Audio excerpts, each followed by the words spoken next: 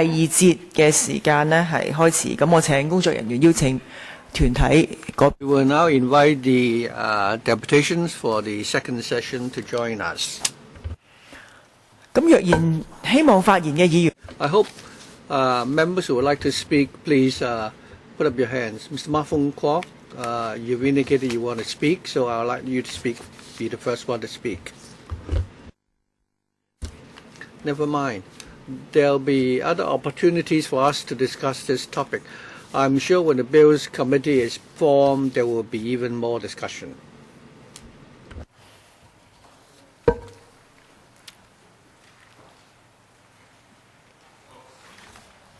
Hey.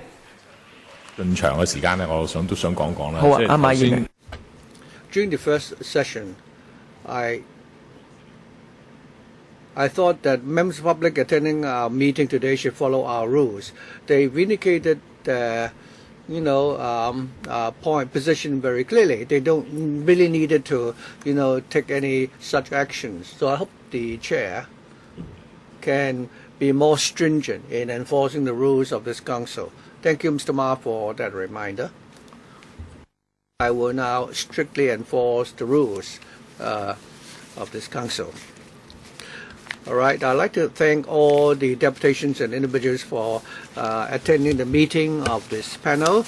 Today, we're here to discuss the proposed amendments to CAP 344. There are two sessions for our meeting today. We're now into the second session. I'd like to remind those attending our meeting to note that all of you will have 3 minutes to speak. And a timer will indicate the time that you've spent. When 3 minutes are up, I'll ask you to stop speaking so that I can properly,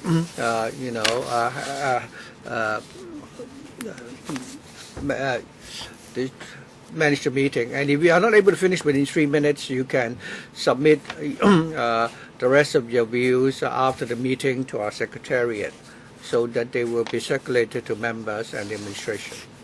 If any of you would like to listen to the interpretation, you may use the headphone, the earpiece to help you.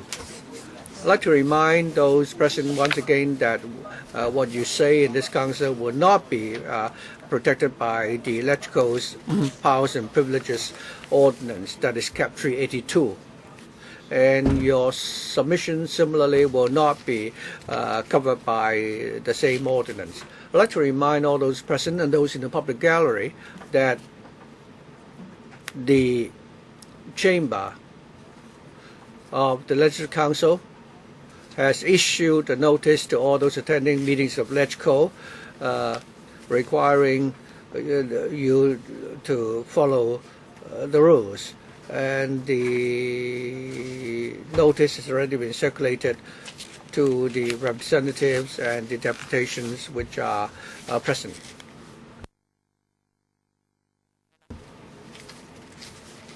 For the sake of consistency, I'd like you to note that there is one requirement in that notice, that is, no deputations or individuals should display any banners or placards. So please cooperate and put down your placards so that I can start the meeting and that we can have sufficient time for discussion.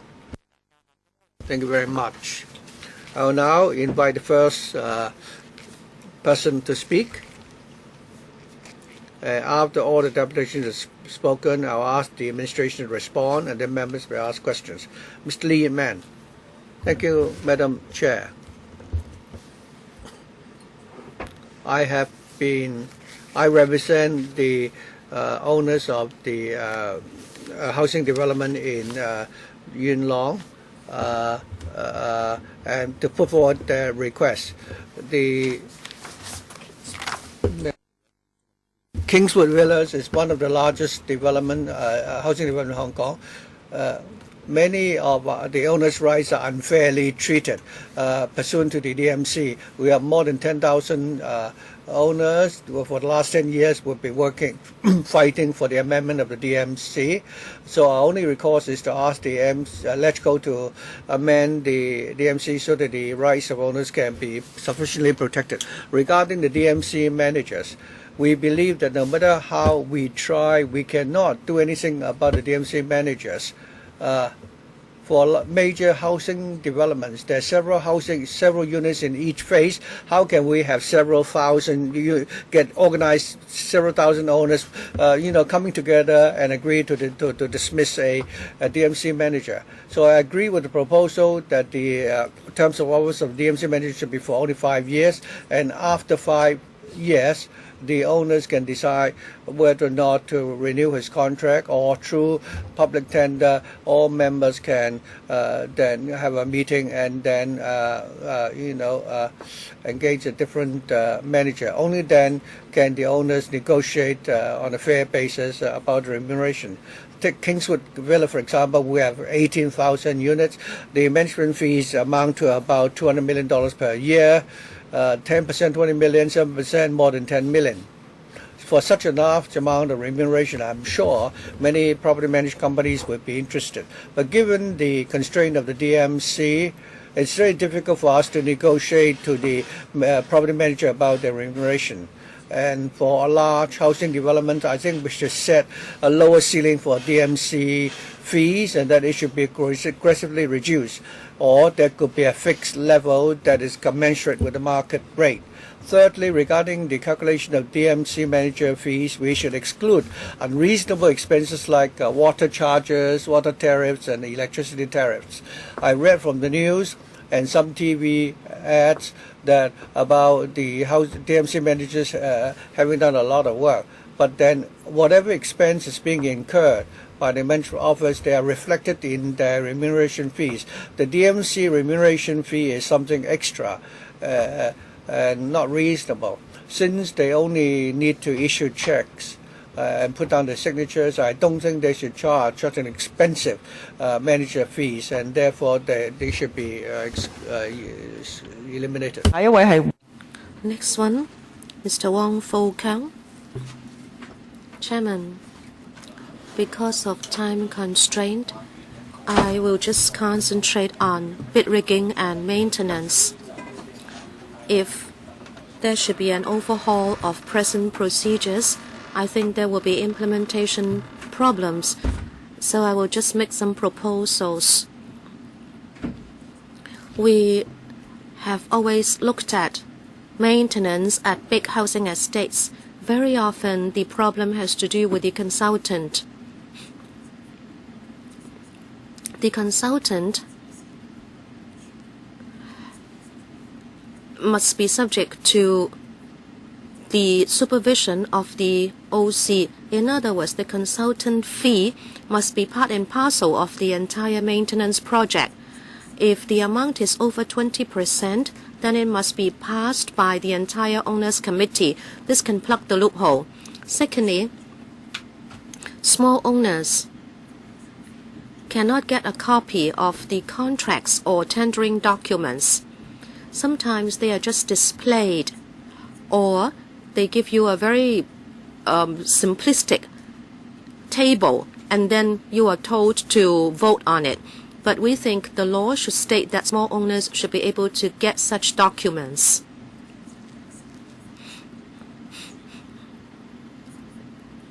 The law allows the small owners this trump card of having a meeting if there are 5% of owners consenting. But if the chairman resigns, there is no way to convene that meeting. We propose to say that if the chairman resigns, then the responsibility would be on all OC members.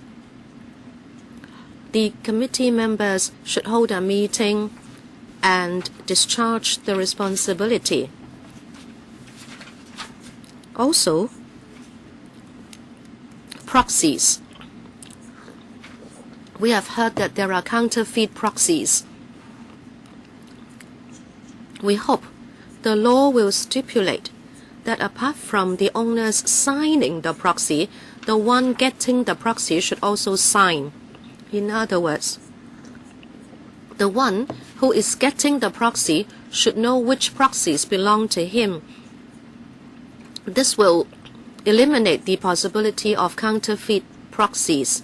We hope to operate within the present framework, so we do not need to amend the law too much.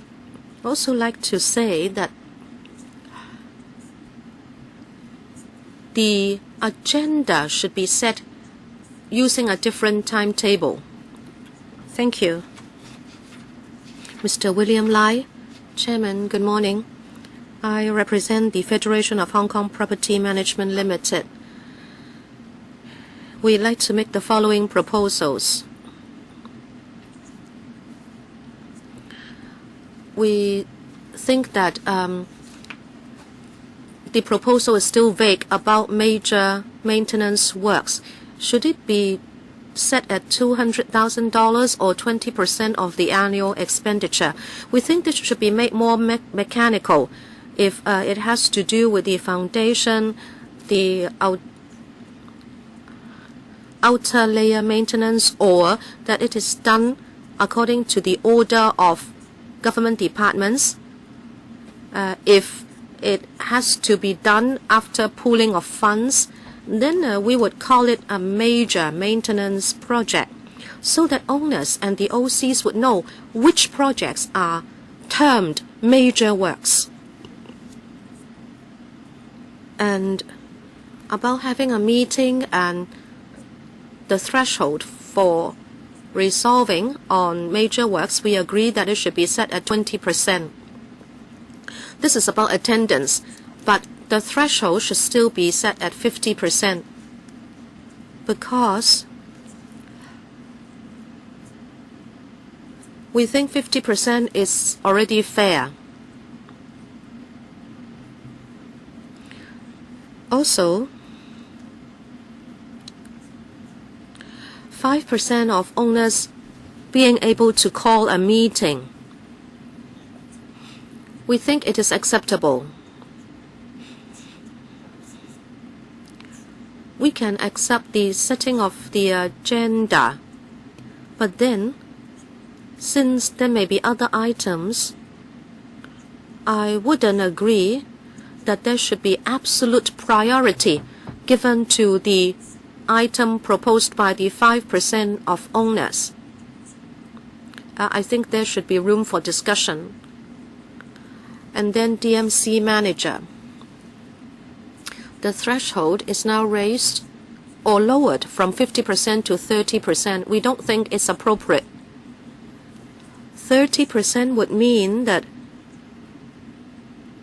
it's quite easy to change PMAs in middle or small housing estates, and small owners and the PMAs are unduly disturbed.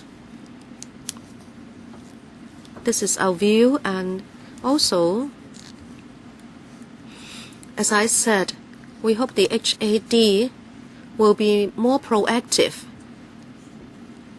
in taking up a mediator's role. Your time is up. Mr. Chan King Yong. Thank you, Chairman. We welcome the proposed amendments to the BMO, but having a good law is not adequate. We should also review who is enforcing the law. If you have been at OC meetings, you will know that district office liaison officers will just sit around and not say anything during the meetings. How can you provide assistance to small owners?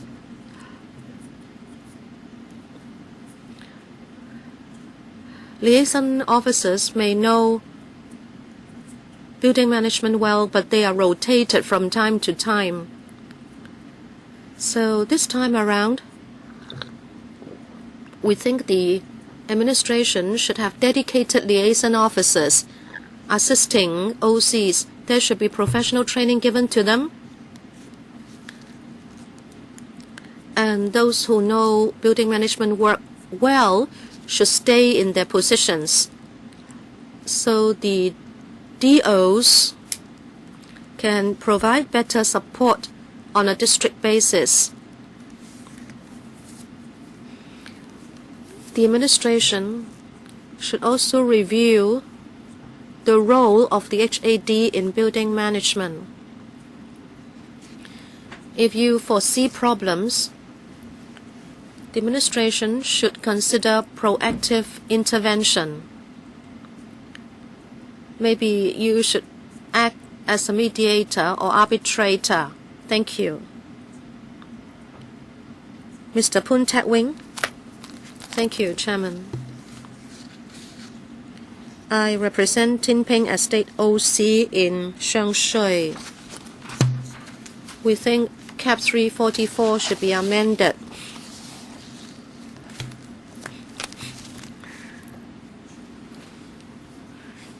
We have 5,700 households with 20,000 people living in Tin Ping. We have seen problems with proxies at our meetings. There have been counterfeit proxies. We refer the case to the police, but the cases went to no avail. As was mentioned by a gentleman, there should be double signatures. The one giving the proxy should sign, and the one getting the proxy should also sign to confirm that indeed a real owner has given him the proxy.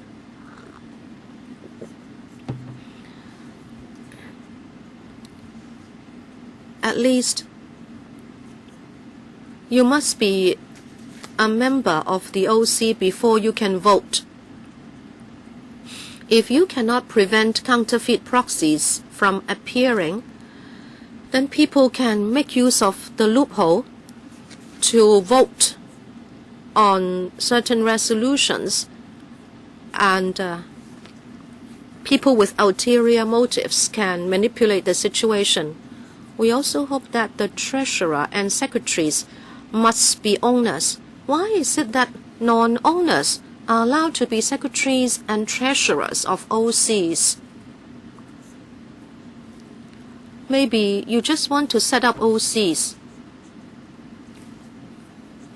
Even if few owners want to participate, and therefore you allow people who are not owners to take up positions. But is that fair to owners? I hope only owners can take up those positions.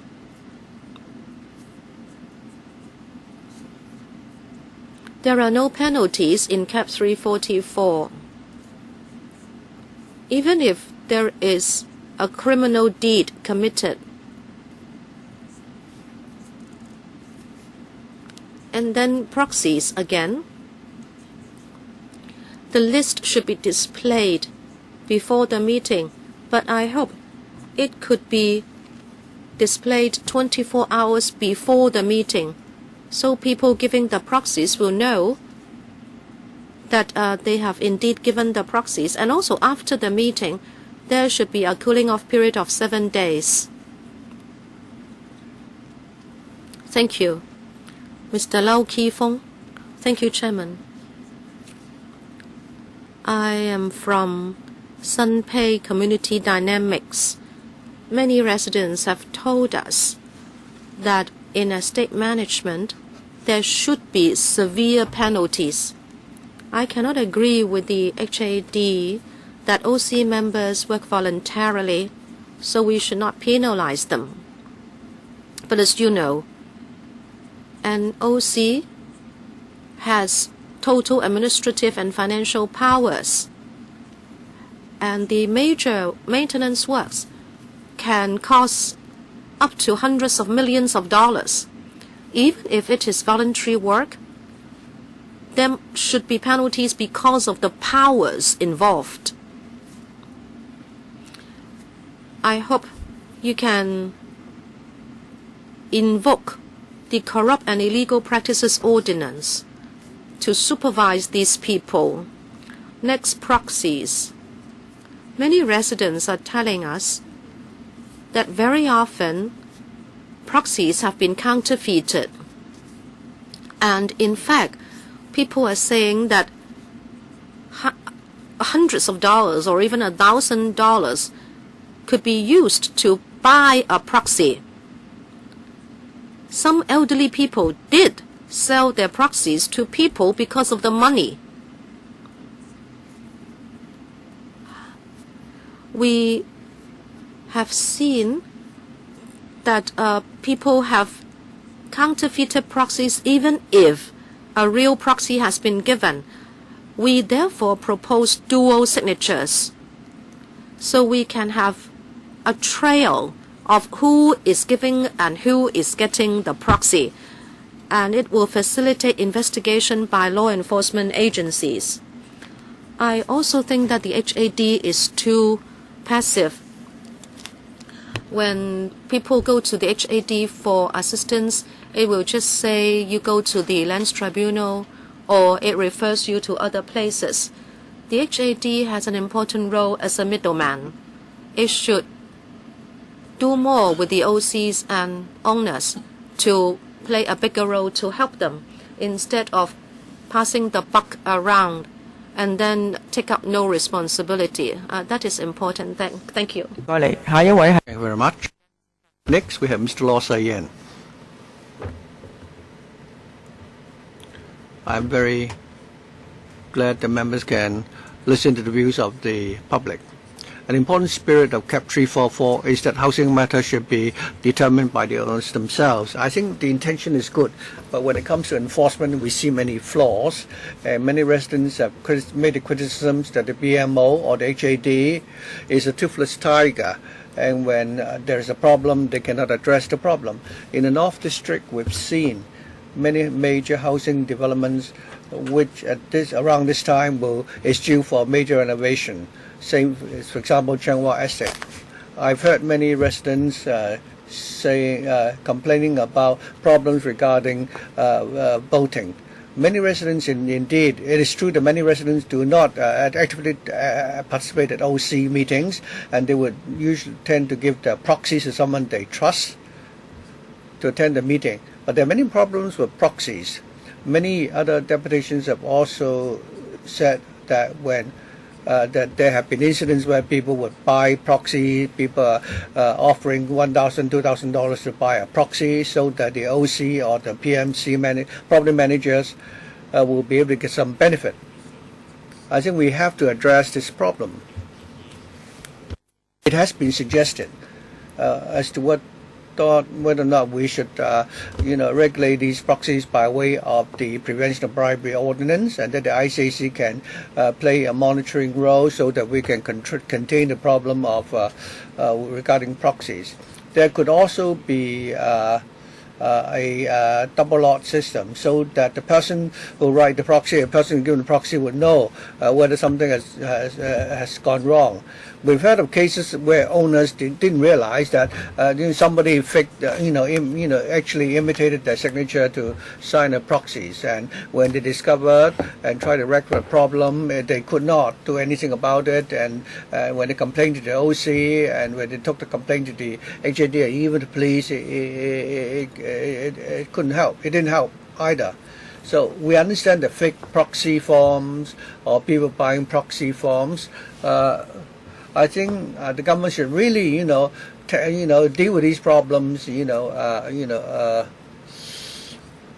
effectively. In the past, people would try to collect proxies, but now we have agents who would systematically, try to buy these proxy forms. So if the idea is that the owner should conduct meetings to decide how the condition of the housing estate should be improved, but it becomes a commercial transaction, then I think the government should address the problem. Leung Yuk Chung. I represent Noble Hill to express the views of our owners.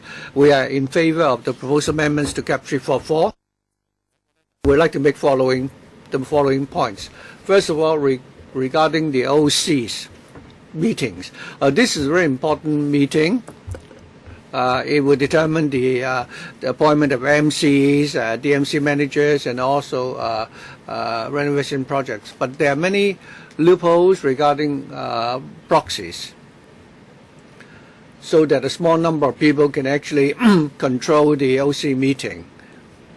For example, at the moment it is not illegal when people buy and sell proxy forms. In fact, people who have been entrusted with proxy forms, after they've obtained the proxy forms, will deal with certain interested parties, so that the original intention of the person given the proxy is not accurately reflected at the meeting. And we're talking about genuine proxy forms. There have also been serious problems with fake proxies.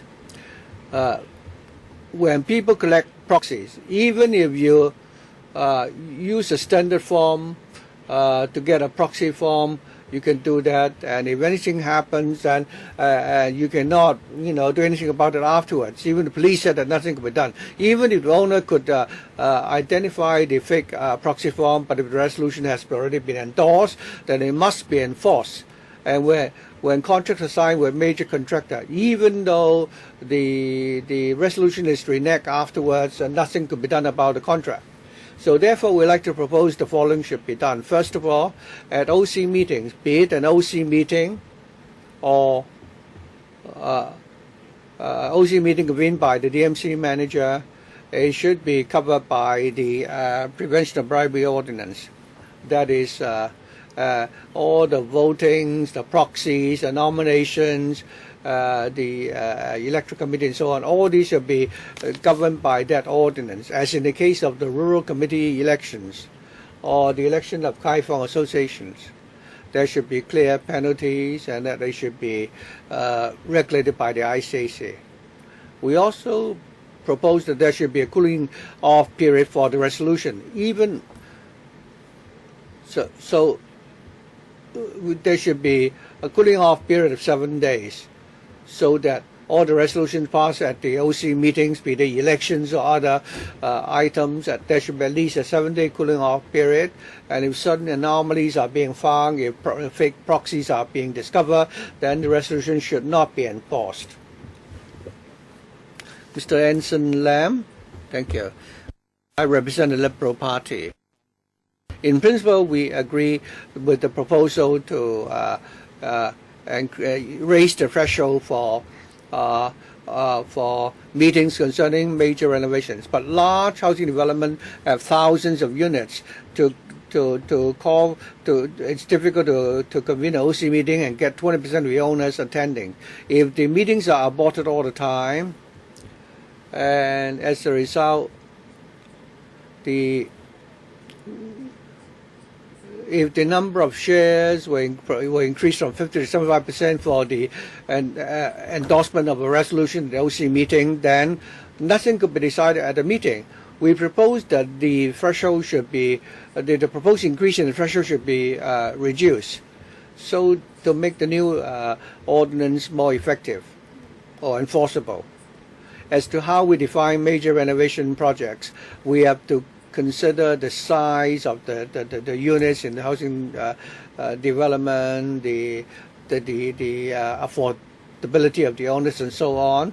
We cannot rigidly set a percentage of the figure or the total absolute amount that each household should pay. I think there should, in the light of the different types of properties, the authorities can define what is a major renovation project, and also to eliminate bid rigging. I think the important thing is to eliminate the use of fake proxies. Regarding proposals to regulate the use of fake proxies, appointing third parties collect proxies, and so on and so forth, and also and that the collection box for proxy forms should be locked. All these are feasible.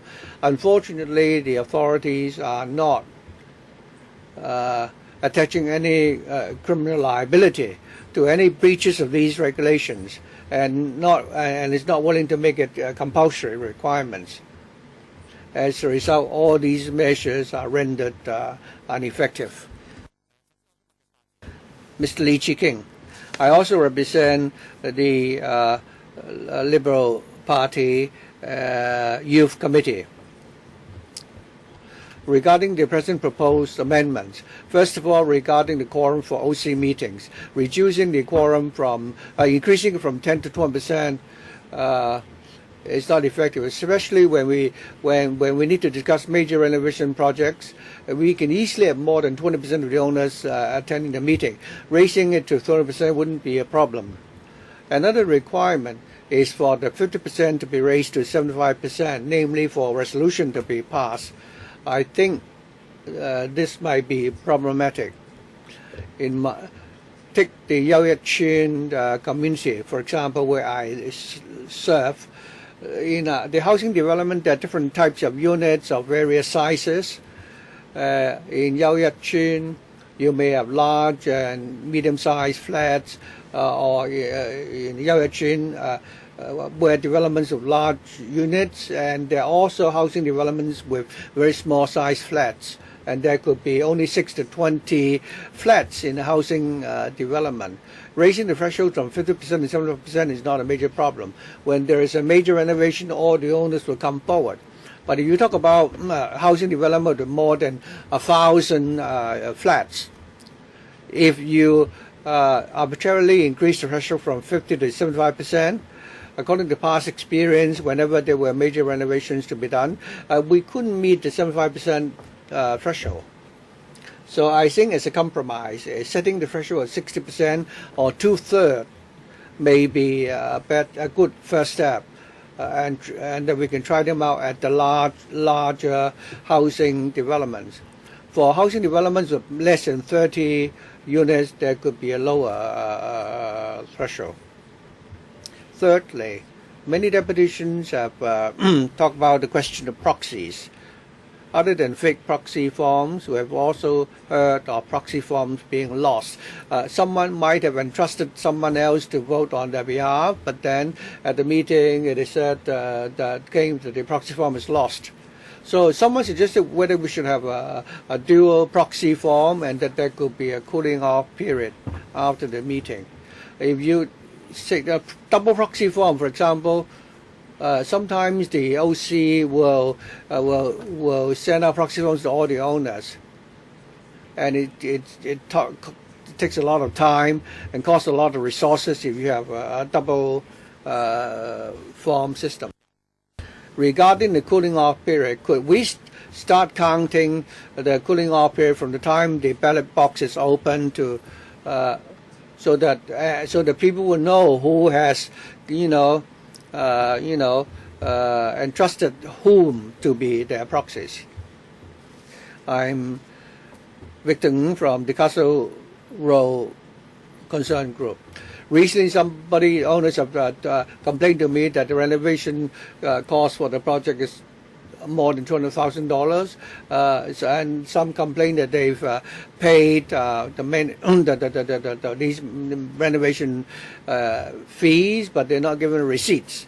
Now that the government is reviewing the PMO, I've conducted a survey to consult the OC members and our residents, and I'm going to inform you of the findings. For most of the tenants who have been interviewed, more than 40% have lived there for more than 30 odd years. I think the buildings have been built for more than 30 years, and major renovation works will take place very soon. But the proposal to increase the threshold from 10 to 20% of the OC meetings, but more than 67% agree, 25% don't agree, 8% have no views. Regarding the other proposal that to pass a resolution, the number of votes required should be increased from 50 to 75%. More than 76% of our residents agree, 46% disagree, 14% had no views. According to the result of the survey, our residents very much hope that more people can participate in the work of the OC, that they could operate more transparently and in a democratic manner, so that we can prevent disputes, bid rigging, and corrupt practices. I hope the administration can, through our meeting this time and through the consultation, come up with a good solution that can really help small owners. because some small owners have spent their entire life savings to buy a flat. The senior citizens, those who are citizens, don't have any more money to pay for renovation and so on, even though they may apply for loans from the government. So I hope the government can really, do more to help redress the problem. Next, Mr. Teng Chat Hong. Thank you. The Liberal Party already has a position paper for members, and you may refer to it. What I'd like to focus on is about the predicament of the small owners. The situation now is that in the face of a large interest group, and such interest groups can easily, wipe out their retirement pension or savings. So after the review of the BMO, if we need to amend the ordinance, I think the amendment should be made as soon as possible. 2 points I'd like to emphasize. First of all, the introduction of a registration system. Regarding building renovation work, there should be a registration system so the information of the contractors and consultants could be put on a list, including the number of contracts taken up by the contractors previously, so that the owners can check the track record of the consultant and the contractors, and which contractors have recommended such consultants. And the registration system can also ensure, good quality. Secondly, I'd like to talk about the question of proxy forms. The consultation paper said that we should raise the threshold. However, reality is that even if the majority of owners would come out, they cannot stand up against a minority of owners who hold more shares. So this is a rich morsel that will again fall into the hands of people with vested interests. Right now, if proxies are received, they should be displayed before the meeting. And it is now proposed that this should be done before 24 hours before the meeting for the inspection of small owners. This is something done in the right direction, but we should do more. Sometimes small owners would give the proxies to caretakers and other people. So we must have warning printed on the proxies to alert owners that they are actually giving their rights to other people. And these proxies should be displayed 48 hours before the meeting, and to announce who have given proxies and who are getting the proxies. Only by so doing can we expose the people with a big number of shares. And the Civic Party would like the amendment to be effected as soon as possible. Next one, Mr. Ching Kwan Hong. I'm from Hing King Estate. I have been very much victimized by Cap 344. I have been bullied. I propose the following amendments. I would be talking about the election systems. Number one, there shouldn't be the calculation based on number of shares. There should be 1 vote per household, and the election system must be kept simple. Secondly, to cancel proxies so that OCs and PMCs cannot collude to engage in corrupt practices and hurt the fairness of elections. Number three, the chairman of the OC should not be there to supervise the votes. A district office staff member should supervise the voting system, and candidates should be able to also have their own observers. And in fact, the votes are about confidence. There shouldn't be any conflict of interest, and the incumbent OC members should not interfere with the voting. And sometimes it's ridiculous for just the chairman to be supervising the votes. There shouldn't be calculating of votes or counting of votes using a computer. It must be done manually. so that people cannot commit computer crimes in manipulating the votes. And number 5, DOs should have actual powers to make sure that meetings are conducted in a fair and just manner. And liaison officers should be monitored by the public so that there would not be any manipulation of powers. I understand Cap 344 is like a rich muzzle, and people are watching the gray areas enthusiastically, and we are just like small fish caught in the net. We are just like sheep chased into the slaughtering house. I hope the amendments will be effected as soon as possible. Thank you, Mr. Kwong Kwan Ming. Thank you, Chairman. Many have spoken. I will tell you the actual experience of a small owner. I will make 3 points. Number 1, procurement. If it is not exceeding 20% of annual expenditure, it's very dangerous. We spend $2.5 million a month, and 20% annually would be $6 million. It's a very big sum, and it's quite enticing and therefore dangerous for small owners.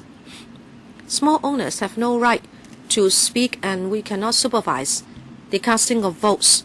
Just like our OCs, every time the incumbent chairman would be the chairman of the meeting, and the PMC would be there to help, and the DO will just be cosmetic with their presence. It is possible for the OC to manipulate the results of voting. Small owners might want to speak, they might want to supervise the casting of votes, but they are refused. And when you speak up, they will play music to drown you out.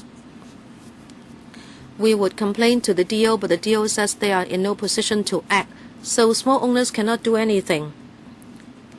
I think the BMO has become a charm to protect the OC. As long as the OC follows Cap 344, there is nothing we can do. And the DO will just say we can go to the Lands Tribunal. But it's costly. Small owners have to fork out the money to go to the Lands Tribunal, but the OC can use our money. And also proxies. Many people have commented on the loopholes. I can tell you what happens in reality. There is no supervision. When the collection box is opened, the OC will collect the proxies, and the chairman and secretary can supervise the collection of proxies, and small owners are not allowed to go in. The DO representative can only watch the opening of the box and the pouring out of the proxies, and the DO will be asked to go out because the proxies would include the private information of owners, and only the chairman and the secretary will be counting the proxies. There is no way small owners can watch the counting of proxies. This is a big problem. This has every bearing on the election results. And also, how can we verify invalid proxies? Sorry, your time is up. If you have a written submission, please give it to us. Next one, Mr. Cham Kah Hong. Thank you. I'm on the 6th of January, the Yuen Long DC Culture, Recreation, Community Service and Housing Committee discussed this paper. We have positive views about the consultation paper. We think that there should be more transparency in the dissemination of information, and also we think a mediation center should be set up. There should be a limit to the term of service of the DMC manager, and also there should be year-on-year decrease of the manager's fee. And if there is a major works item, there should be exemption of the DMC manager. And also, we should be discounting the expenditure at the headquarters of the PMC.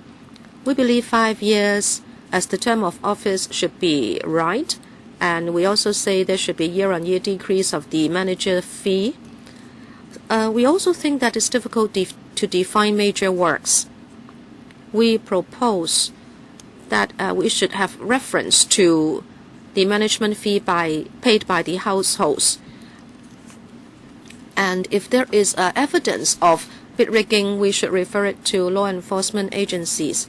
Some people are worried that by lowering the threshold of setting up OCs, there may be several OCs set up in the same estate.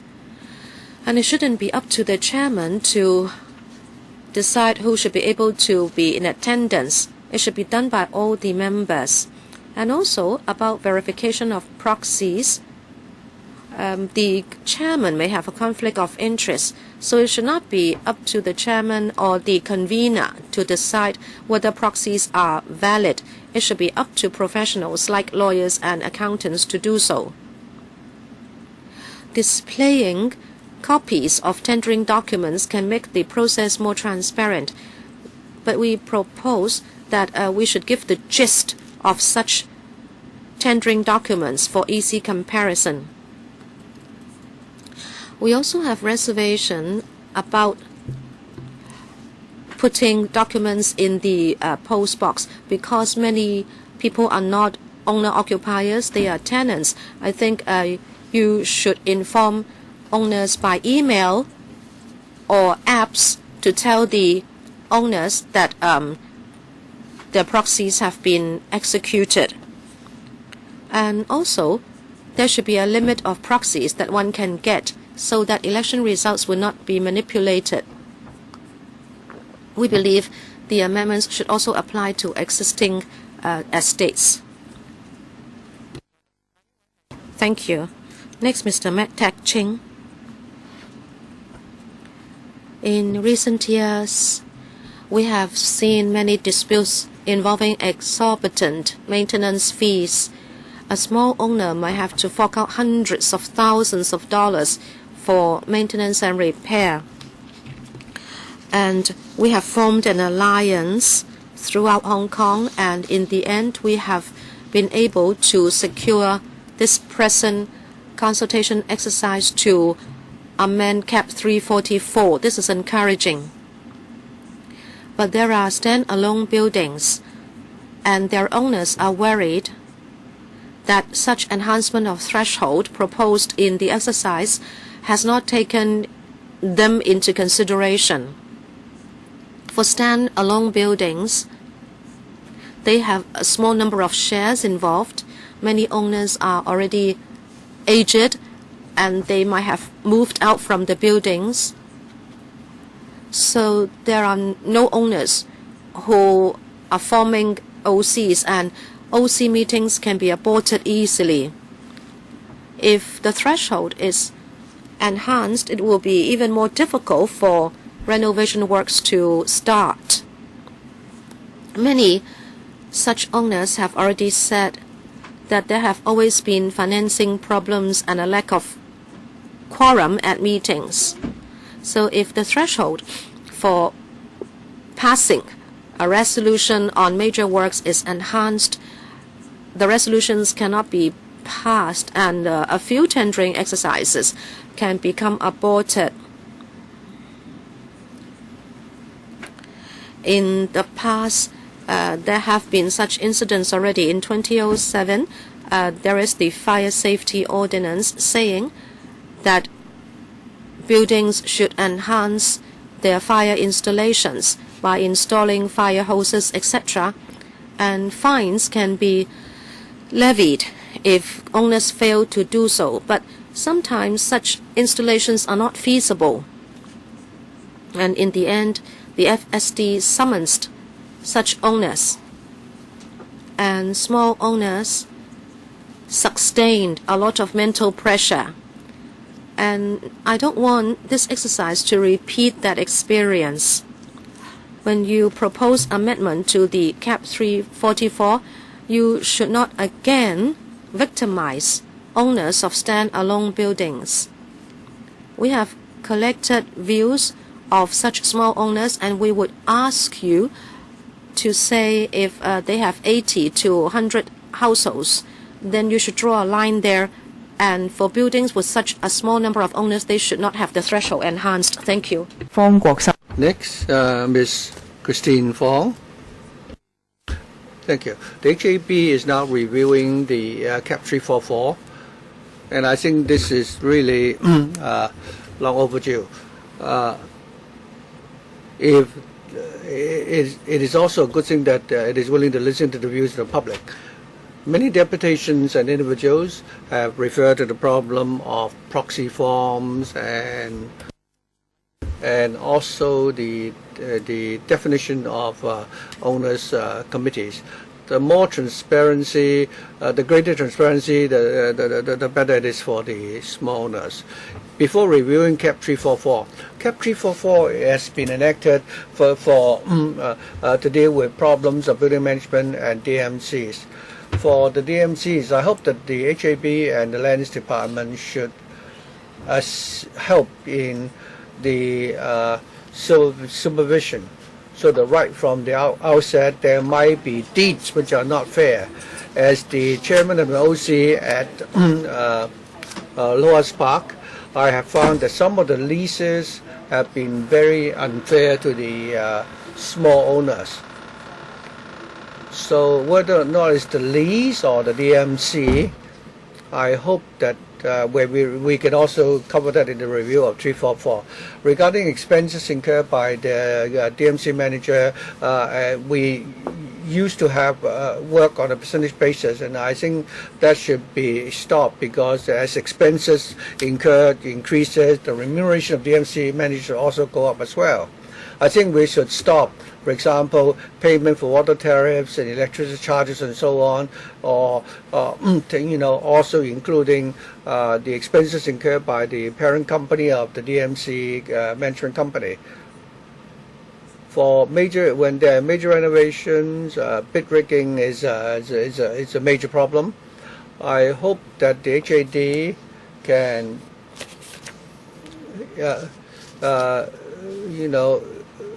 incorporate the Hong Kong IA or Hong Kong IE rules, and the ICAC should also, strengthen the electoral system so that major renovation works will not be the target of those who are involved in bid rigging.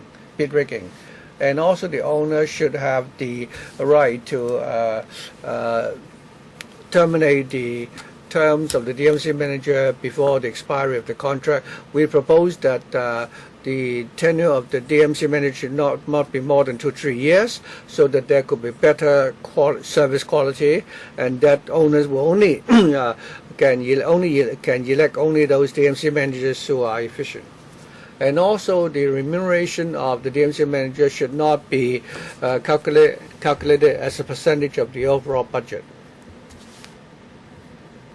Next, Mr. Chen Kai-wai. I represent the Chung Kwan-O Estate Committee Union. We welcome the proposed amendments to 344, although it's long overdue, because the public has suffered long enough already. But regarding those who are involved in bid rigging, the proposal may not work because they're really very professional and they have a lot of resources. You're now focusing on the major renovation works for a budget of $200,000 or 20%. Many OCs may actually break up a project into different separate projects, and they don't have to wait for the time of a major renovation. They may even benefit from routine maintenance and renovation works, which already result in money having to be spent. So you may have a group of people who are well acquainted to buy properties in the same development and then get elected to the OC. We don't know. We've also in Chung Kwan-O come across examples where people would steal proxy forms and so on. The previous commissioner, for example, could not even issue warrants. Some contractors had not deliver according to what they promised in the contract, and nobody in the OC was held responsible. There had also been examples of OC spending more than $100,000 to buy a Buddha statue, and even the ICAC couldn't do anything about it.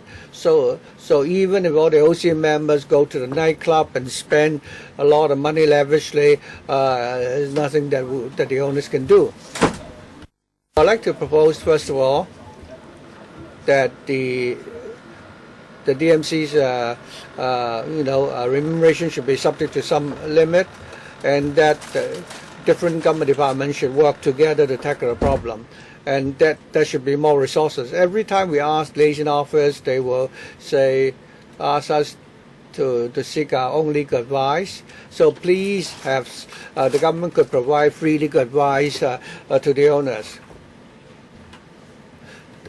There have been cases in court or the land tribunal where contractors and consultants should be required to join the Q-mark scheme so that the owners can pick good contractors.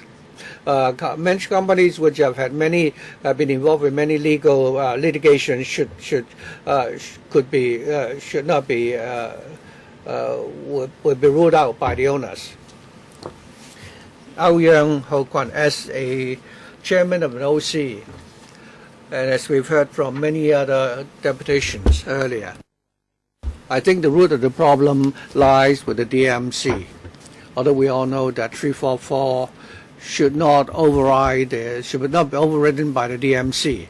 But in the daily management of the housing estate, for those of us who don't have any background in a political party and who don't have any legal expertise, very often we are at the expense, we're exploited by the management company. We don't have any say regarding the DMC. When there is a conflict between the DMC and 344, where can we find the resources? The government and many people have said that the role of the government is very limited. Some deputations said that when HAD liaison officer come at the OC meeting, it would be a good thing already if they simply sit around and do nothing. In our case, nobody from the AG came, nobody from the police, no PCRO came. So in terms of enforcement, we already mentioned the problem of bid breaking.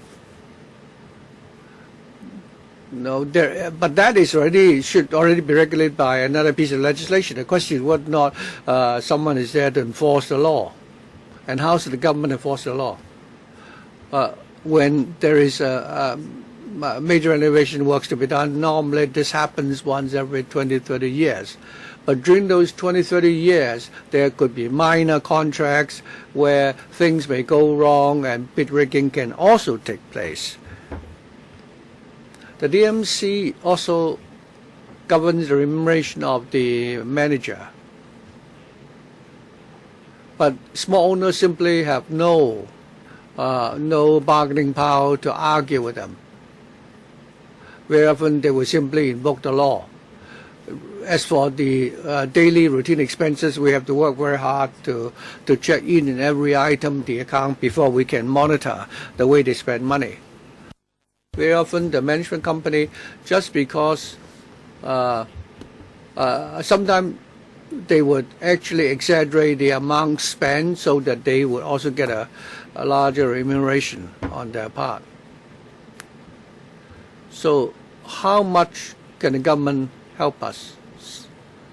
Some deputations have really said that while OC members are volunteers, the question is, why so many interest groups are involved? This is mainly because it all starts from, it all begins with the developer. All right, Mr. Homan Kit. I am also one of the founders of the 344 Concern Group. I agree with what Mr. Wong said just now. I'd just like to add that under the current system, there is no time limit for the issuance of the proxy form, and hence there is a loophole. There's something wrong with the process in which owners give their proxies. 344 really affects a lot of livelihood issues in Hong Kong. I'd like to appeal to all the small owners in Hong Kong to join our concerned group and really put forward solutions to the problems. We are very open. We want it to be bolder. The current framework it talks about dealing with problems with housing estates, with thousands of units, and also standalone buildings. I don't think you can have a single framework that can deal with problems for both. Some of us who live in large housing estates are worried that the proposed amendments would result in renovation work not being possible for these large developments. So the government would need to, have a drastic reform so that the requirements for large housing developments and also small developments to be separate. And the government could be even bolder and consider setting up a referendum mechanism under 344 for major issues like major renovation works or election of OC members. There could be a sort of registration system for the voters, so that the enforcement authorities can be involved and find out whether people who participate are acting legally, and also people can lodge the proxies earlier. The solutions proposed by the government are only, quick fixes, and it will not really be able to tackle those who are really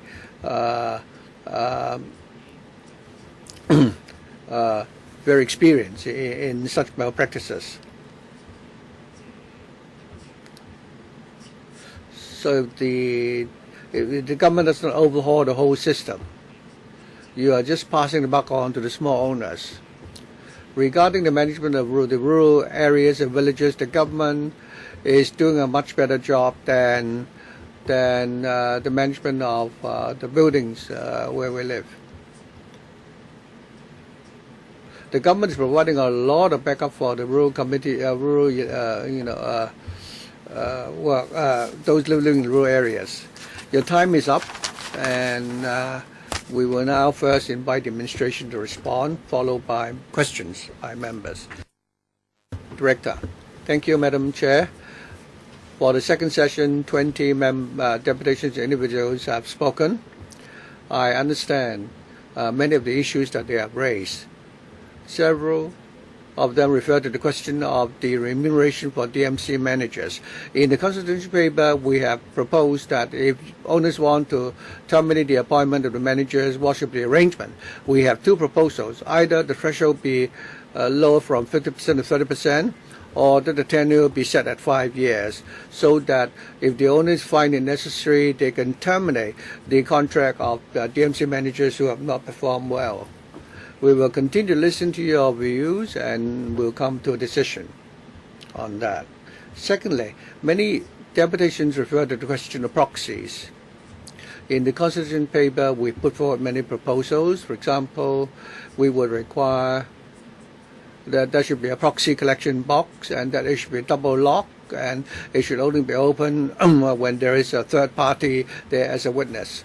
And more importantly, for people, for households, owners who have given the proxies, they should come forward 20 hours beforehand. Previously, people will only be able to check the list of proxies, but we're now proposing the owners be informed or given that list earlier. Our objective is to enhance transparency and encourage the owner. We want to do more to encourage the owner to participate in the management of their affairs, and there are some proposals as well in the paper. Having listened to the views during the consultation, we will certainly take on board those views carefully. On the question of the definition of renovation works, Having heard your views, we will decide how we will define major renovation works. Some deputations said that it should be a multiple of the management fee and so on. We'll certainly take about all those suggestions made today. Some deputations were concerned about the role of the HAD.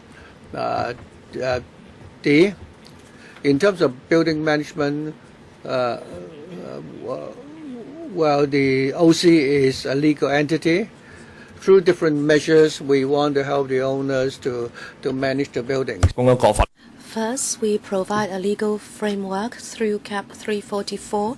Second, we provide assistance through the DOs. I understand that you may face practical problems on a daily basis. We will follow up on cases that come to us and to see how we can help. There are other measures that will help owners, whether in the engagement of AP or when there are disputes. We will ask our professional consultants to help. Starting from the 1st of January, together with the Law Society, we have started to provide free legal advice to OCs. And owners can use that service. So through the synergy between the HAD and professional bodies, we like to provide appropriate help to owners. There are other more specific proposals, but I will not respond to them one by one. I will just promise that we'll listen to all views and then we'll let you know the results of the consultation exercise. Just now, one would like to speak, and he has just come into the conference room, so I'll give Mr. Lam 3 minutes. At number 26. Sorry, the speaker is off mic. Sorry, speaker's not off mic. Okay, just continue. Thank you, Chairman. Just like have the opportunity to talk about tendering exercise. We have found that PMCs, especially the DMC manager, has absolute powers in the tendering process. He can list contractors in a blacklist. I think this goes against Cap 344. The PMCs can conduct the tendering exercise, and the PMC manager would only have a term of office of 5 years. If these people have absolute power to list certain people in a blacklist, like security contracts worth millions of dollars, or even a small cafeteria, if these can be listed in a blacklist, we are afraid that there will be manipulation. And this would defeat the purpose of the consultation exercise because these people seem to have supreme powers. I think they can only do so with the endorsement of the entire OC. And then, in the procurement guidelines of the ICAC, it is said that the PMC, OC, and owners can all introduce competition. But very often the PMC has absolute powers and it can turn a deaf ear to the entire OC or owners. The PMC can decide the threshold, and it can debar anyone from entering the tendering exercise. So the small owners can have no way to take part in the process or introduce competition. I hope you won't forget this part. And let me just repeat what other people have said. I hope DMC managers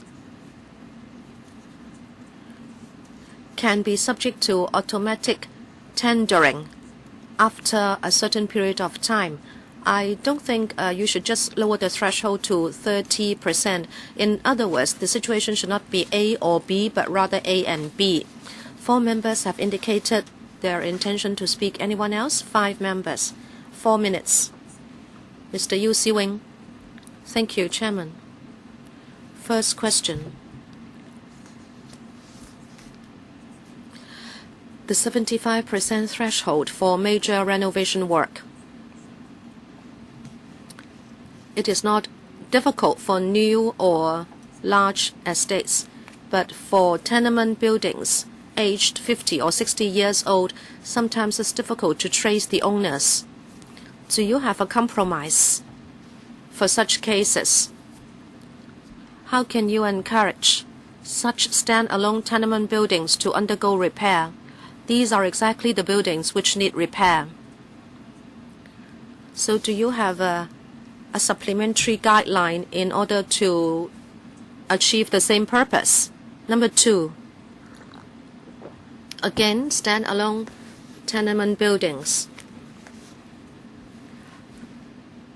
My building did that. I think the support was quite good. The DO, the DC all chipped in. The building also appointed some consultants who gave technical advice. So we knew how to do repair in my building. So standalone buildings usually have technical requirements. You talk about anti-corruption or legal advice. Well, yes, but what we are most concerned about is technical support. However, large estates have other concerns. Those are more law or corruption related, because a lot of benefits are involved. Many people would be willing to give them technical advice, but they are more concerned about law enforcement and possible contraventions, or people might abuse the power in order to gain advantage. Many buildings in Hong Kong will be subject to repair. Now, can you differentiate the situation for different buildings? For standalone buildings, you should give more technical advice, but for large estates, you should do more by way of anti-corruption education. You can work together with the ICAC to tell owners about possible bid rigging and also details of Cap 344. So owners know their rights and how they can monitor the entire process legally. In other words, you can write different guidelines for the different buildings. AD? Thank you, Chairman. Mr. Yu, first of all, to clarify, 75% is just a proposal. We are proposing to either raise the quorum or the threshold for passing a resolution. This is exactly because we are afraid that if the threshold for passing a resolution is too high, it may affect some buildings. We need to strike a balance, and we are now collecting views. We'll decide what to do after the consultation. Mr. Yu said different buildings have different concerns. We understand that. We are working together with the URA, Hong Kong HS, the police, and the ICAC. We provide information to owners. We tell them how to prevent corruption. And we also organize appropriate support for different buildings and estates. For example, we would tell them about the APEC program. As for all standalone buildings, we have a dedicated program to give support. We are working on all these fronts. Thank you. Next, Mr. Christopher Chung. Thank you, Chair. You raise the threshold in order to tackle bid rigging. I think you are not tackling the root of the problem. You should go for transparency. Even if you raise the threshold, people can beat you by, in fact, purchasing a unit in the building. And some professionals may pull themselves together in order to provide one-stop service. These professionals can include accountants, lawyers, and other professionals. And so it may not be effective. Even if you raise the threshold, people can still outwit you. And also, you are not providing enough support to owners and OCs. The contractors' information should be put into a central data bank, so OCs and PMCs can check the information on the internet. And the contractor's performance can be gauged at a glance. Very often, contractors or consultants may put in a low bid, and then after they have won the bid, they would contract out to other companies, and therefore it may amount to giving true information to owners, and owners are deprived of a real choice. Can you do more in this respect? AD. Thank you, Chairman and Mr. Chung. The paper proposes an enhancement of threshold. This is to increase participation and transparency at OC meetings. We hope more owners will take part so there will be fewer disputes. We agree to tackle bid rigging. We need to do it in a multi-pronged approach through legislation, enforcement, education, and providing support. Mr. Chung asked about a data bank. The paper has said that the URA operates a website on building maintenance, and relevant information has been included, including pricing and contractors' information. The ICAC is now working with academic institutes to see how owners can benefit from a possible data bank. I understand new information will be made available to the public soon. Well, Chairman, the URA website must be quite inadequate before the ICAC comes into the picture. So I think you should all work together. And then on proxies, we know that even 48 hours would not be good enough, especially when owners themselves do not live there. You need to contact the owners and get their proxies, and it may take time. People have said whether you can allow 72 hours. Can there be this flexibility? AD? Thank you for that question. We can consider that. But we have to consider whether it will affect the operation of the OC. Mr. Chung, please allow the AD to continue. We have to consider whether there will be any impact on the operation of OCs.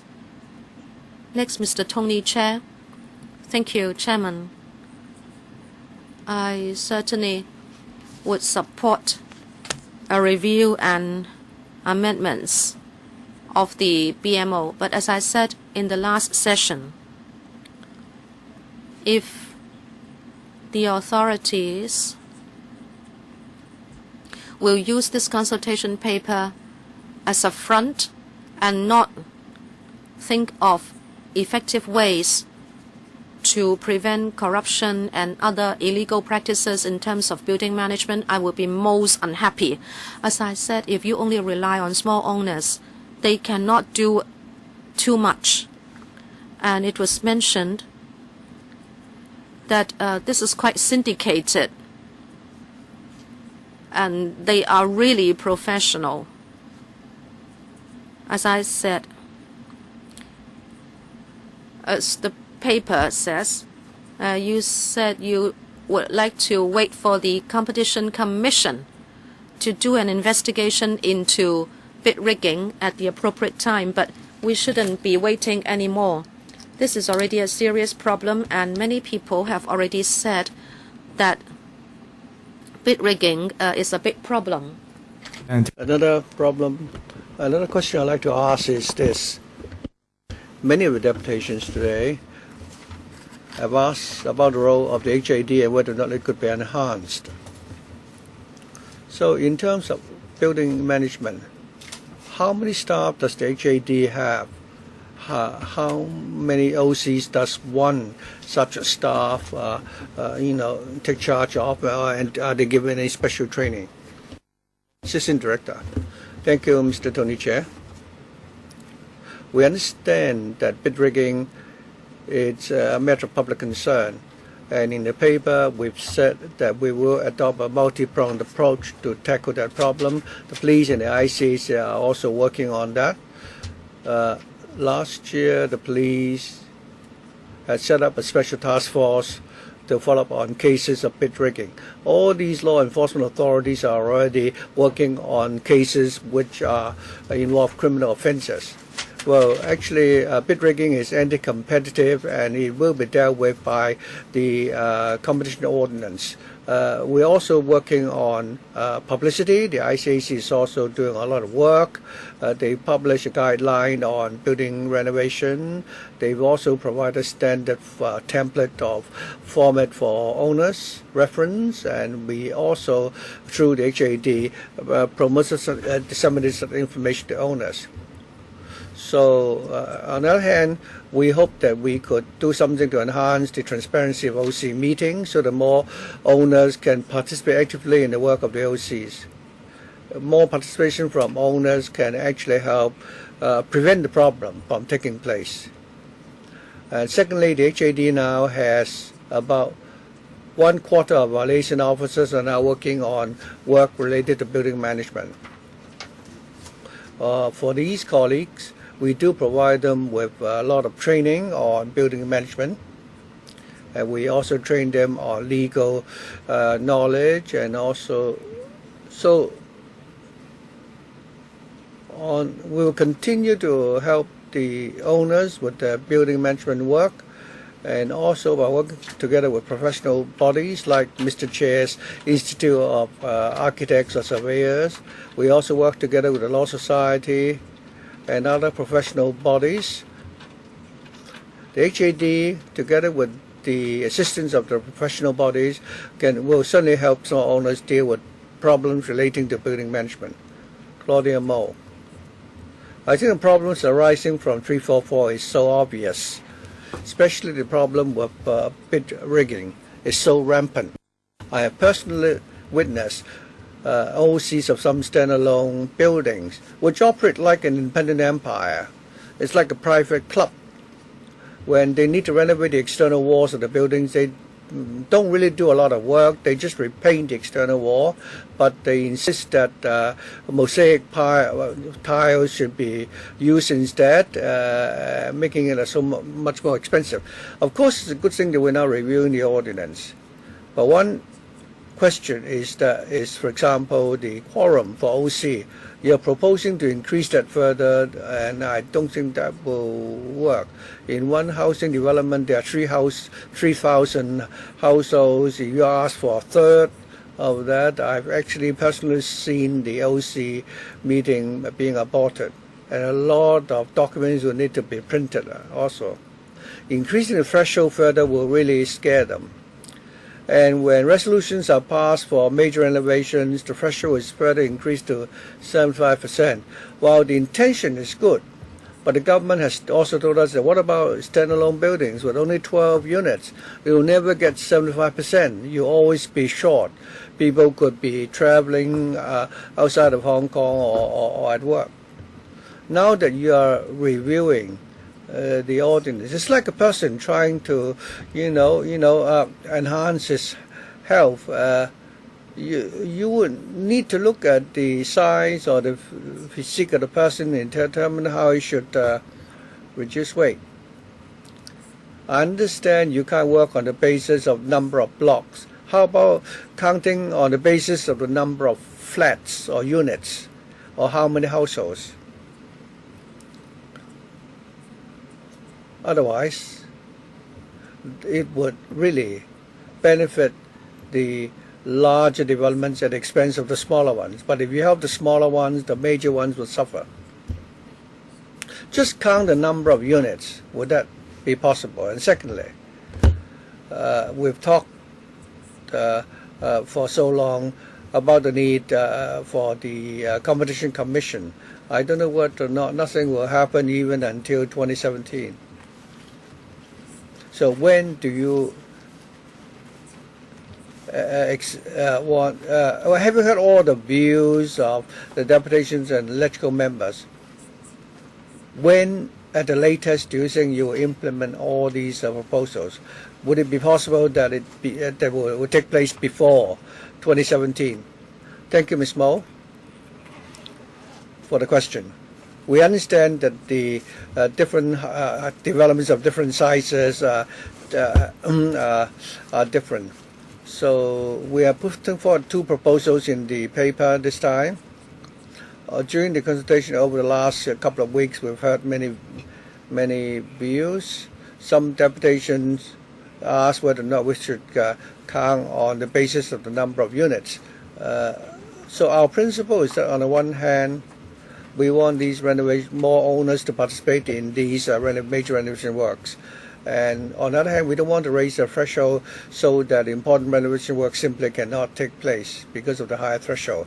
We need to strike a balance. Of course, we can still liaise and work on the details. After the consultation, we certainly consider them carefully. Would you consider, counting on the basis of the number of flats or units when you enact a new legislation? But as I said, we certainly consider also this suggestion. To respond to your second question, after the consultation this time, if there is a public consensus on most of the proposals, we want to push forward all the amendments. We also review all the views collected and come back and give full account to this council regarding our timetable. Do you have a timetable? Will we still be talking about this by 2020? Of course, we want to do it as soon as possible. All the proposals represent the concern of the public. We hope we will be able to amend the ordinance as soon as possible so that there could be improvements. Finally, it's my turn. For this session, there have been two major issues raised by the deputations. First of all, the question of proxies. Many of you suggested how we can improve on the system regarding proxies. I hope to ask the administration whether they could consider accepting some of the suggestions. Double proxies, and also why you cannot enable the owners to monitor the process by which proxies are vetted, and also how do you deal with fake proxies forms, and also when should the proxies be displayed. I have also personally helped with the management of some buildings for a long time, so I have first-hand experience of many of these problems, including the question of bid rigging. This is indeed worrying. Bid rigging is now done by syndicates. They have the resources, the manpower, and the expertise. They really can, infiltrate the OCs, and many of us who have the experience would know that this is indeed a problem that exists. So So do not say that you've already reviewed 344 and use that as an excuse and refuse to deal with the problem of bid rigging and turn a blind eye to the proliferation of corruption relating to building renovation. At the last session, some deputations also suggested that you should expand the you should provide one-stop service and expand the service of the Housing Building Management Resource Center. I understand that you operate very few such support centers now. So could you reactivate these centers? And also like to commend the Housing Society and the URA. I have personally seen the two organizations through the building operation conduct independent evaluation for the buildings they manage, and when they have compare the price of the contractor and the evaluators, and if there's a big discrepancy, they will ask the owners to call tenders again. I think this is something that we should done on a regular basis. If you only provide for a database, I think the owners, even myself, persons like myself, may not be able to read these professional data or information relating to such works. The CE said that when the market fails, then the government should intervene. I think in this market, if the government doesn't assist, and as Mr. Tony Chair said, the problem really is indeed worrying. And I think you should actually consider the experience of the building management, the operations of the housing society, for example. And I've also had some experience of the Operation Building Bright. That is, the URA at the time they call tender is not the consultant calling the tender, but rather is dealt with by professional accountants who have been in charge of the whole tendering process. The building I assisted started out with 15 or 10 contractors which responded, and the price was around $30 million, and then subsequently more than 50 bids came in, and the price came down to 20-odd million. So in that particular case, I saw some tangible results.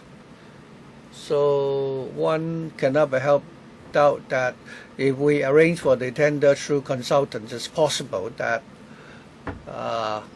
certain loopholes might exist, and we may not have done a good job in terms of bribery prevention. And even if the ballot box were placed on owner or on member's office, it doesn't work. But this time, the building engaged an independent accountant, and it worked. So you may consider asking about the URA and the Housing Society about this plan. And I hope the government will also learn from such experience. I hope that this could become a regular practice so that all buildings who want to participate will get a service. Thank you. On the question of proxies, many friends have already put forward specific suggestions. For example, double, ballot form and so on. I've also heard some saying that that might also make the whole procedure more cumbersome. So we will certainly consider how it will impact the actual operations. On how we should monitor the proxy forms, we propose that there should be a collection box that should be double locked, and that the box can only be opened when it is witnessed by a independent third party. In the past, residents and owners were not able to witness the opening of the bids. We hope that a third party could be present, we suggest, when the bids are open. On the question of fake proxy forms, there are two ordinances to govern that. First of all, under Section 36 of Cap 344, if anybody providing fake documents would be committing criminal offense, and under Cap 200, using fake documents is a criminal offense as well. Whether we can follow up on a particular case will depend on the specific case, the evidence of the case in question. Recently, police had prosecuted someone for using fake proxy forms. So each case has its own circumstances to be followed by the police. And also we agreed that there should be a list of proxies could be provided for, so owners will know well in advance whether they've given some proxies, or we propose that 24 hours before the OC meeting, the list of the proxies list should be displayed in a conspicuous place until 7 days before the meeting, so that owners will have a chance to know about, can read that checklist. The chair lady also asked another question about our support center.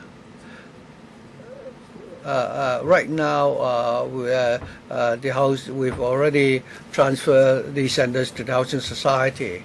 They are managing such centers now. But our HAD staff will continue to provide support. Say, for example, before and after the meeting, we do help the owners in terms of the procedure. As for the assistance scheme under the Housing Society, they may invite independent consultants and ask independent accountants to do the tendering exercise. We'll talk to the URA to know about the progress. We'd like to see whether we can do the same in future tendering exercise.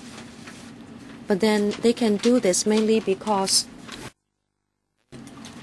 these buildings are supported by the URA schemes. Now, if other buildings are not supported by the administration, we'd like to know whether we need to amend the law before we can do the same. Thank you.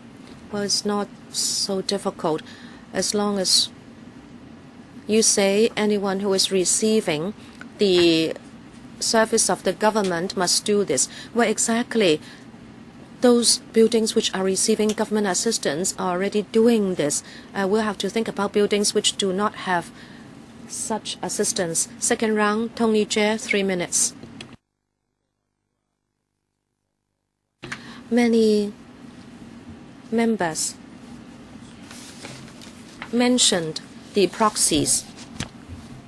Now, of course, you are proposing some changes this time around, but as the AD said, if there is counterfeiting and you can invoke other ordinances, certainly you can prosecute those people. But I'd like to ask you whether you would consider including criminal liability in the present exercise. If somebody has contravened the law, you do not need to invoke other ordinances. That's very clear. If in Cap 344 we already tackle counterfeiting, then we don't need to invoke other ordinances. Can we do that? This is the first point. Secondly, about DMCs. Some provisions may be unfair. I think new DMCs have much improved, but old DMCs may still include unfair provisions. Will you look into that as well? Some deputations mentioned that domestic and non-domestic units are separated, and if they are lumped together, the non-domestic part may be owned by the developer, and therefore domestic owners do not have a say. So can you look into that as well? AD, thank you for the question. Penalties. Let me clarify. Cap 344 does include penalties. Section 36, falsifying documents, and that would attract a penalty, and this is not limited to proxies. Of course, it depends on the merits of each case.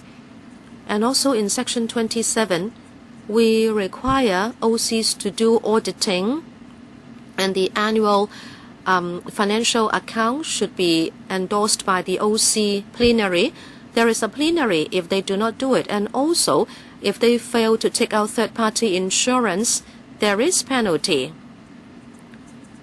So it's true that Cap 344 already includes penalties.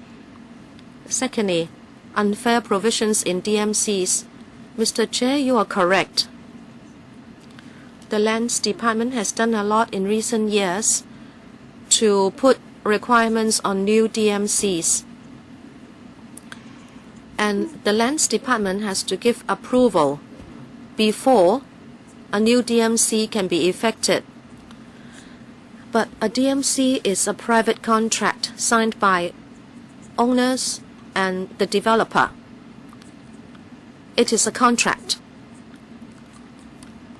According to our contractual law, the signatories have to agree before a contract can be changed. It cannot be done unilaterally. And maybe the first few stories are shops or a shopping mall and the domestic units are above, but then they share the common parts of the building. And this can create a problem. The consultation paper has looked into this, and we hope we can go through mediation to tackle the different views of the parties. Chairman, if you want to do it, you can certainly do it. It is a contract, but we are talking about justice. We have basic principles in the law, even in common law. And if this is not effective, then go for equity law. I hope you can be more proactive. Do not duck the issue by arguing against the proposal. If you think it's a problem, then tackle it, even if it is difficult. This is unjust. The requirements have been set too long ago.